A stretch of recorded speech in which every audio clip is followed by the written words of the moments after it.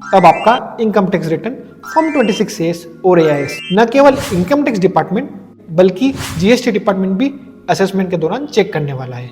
Hello everyone, C Raunak Agarwal this side. अभी recently कुछ cases आए हैं जिसमें जीएसटी डिपार्टमेंट ने टैक्स पेयर से ITR और फॉर्म 26A की डिटेल्स मांगी है। साथ ही कुछ टैक्स पेयर्स को उनके फॉर्म 26A और इनकम टैक्स रिटर्न के बेसिस पर नोटिस भी भेजे हैं। तो इसका मतलब ये हुआ कि आपके income tax return form 26A और AIS को न केवल इनकम टैक्स डिपार्टमेंट चेक करेगा बल्कि जीएसटी डिपार्टमेंट भी असेसमेंट के दौरान चेक करने वाला है। मैं आपको रिसेंटली 3 इंसिडेंट ऐसे बताता हूं जिससे आपको पता चलेगा जीएसटी डिपार्टमेंट कितना एक्टिवली काम कर रहा है इस पर। पहला केस है तमिलनाडु का, जहां पर एक पानीपुरी वाले को जीएसटी डिपार्टमेंट का नोटिस आया। और वो क्योंकि उसने फोन पे और रेजर पे यानी यूपीआई ट्रांजेक्शन के थ्रू 40 लाख से ज्यादा की पानीपुरी बेची थी। दूसरा, एक टैक्स पेयर को फॉर्म 26A के आधार पर जीएसटी का नोटिस भेजा गया था क्योंकि फॉर्म 26A में जो टीडीएस डिडक्ट हुआ था उसने अपने जीएसटी रिटर्न में सही से रिपोर्ट नहीं किया था। तीसरा केस है, एक टैक्स पेयर ने उसकी इनकम फॉर्म 26A में अलग आ रही थी और जीएसटी में जो रिपोर्ट करी थी वो अलग आ रही थी, तो उसको भी जीएसटी डिपार्टमेंट ने नोटिस भेजा है।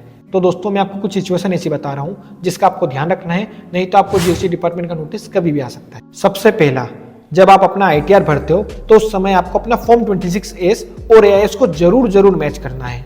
उसके बाद अगर आप जीएसटी में रजिस्टर्ड नहीं हो तो आपको अपना टर्नओवर 40 लाख से कम ही दिखाना है अपने ITR में। ITR और जीएसटी में टर्नओवर हमेशा मैच होना चाहिए और अगर वो मैच नहीं हो रहा है तो आपको उसका रिकंसिलिएशन प्रिपेयर करना चाहिए। बैंक ओवरड्राफ्ट, क्रेडिट कार्ड और लोन पाने के लिए आप अपनी इनकम ज्यादा बता देते हो। आपको लगता है कि हम इनकम ज्यादा बता देंगे ITR में तो हमें ज्यादा लोन मिल जाएगा, पर एक बात का ध्यान रखिए, जीएसटी डिपार्टमेंट उस एक्सेस इनकम को आपकी सेल्स मानकर आपसे जीएसटी की मांग कर सकता है।